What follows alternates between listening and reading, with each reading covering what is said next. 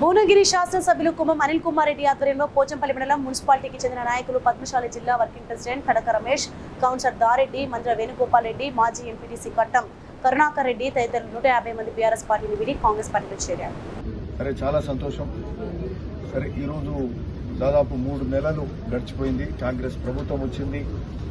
సరే, ఈరోజు ముఖ్యమంత్రి రేవంత్ రెడ్డి గారు, గౌరవ ముఖ్యమంత్రి గారు కూడా ప్రజాపాలనలో భాగంగా 6 గ్యారెంటీల్లో మరి అత్యధిక గ్యారెంటీ ఇచ్చి ప్రజలు అందరూ హర్షించేలాగా కార్యక్రమాలు చేసుకుని ప్రభుత్వం ముందుకు పోతుంది.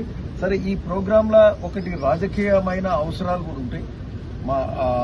అందులో భాగంగా ఈరోజు నిన్న మనం చూస్తున్నారు, ఈ రాష్ట్రంలో కూడా ఇప్పుడు మొత్తం ప్రజల బుద్ధి చెప్తే కూడా జరిగి కొంత యాక్సెప్టెన్స్ లా అంతేంది మేజర్ యాక్సెప్టెన్స్ లా వాళ్ళ చేరికలు చేసుకోవడం జరిగింది.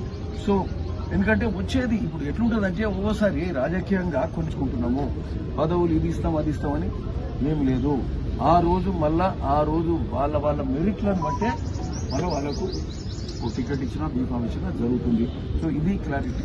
ఓకే, సో అందరికి welcome. Please like and share, subscribe to BCN Telugu News.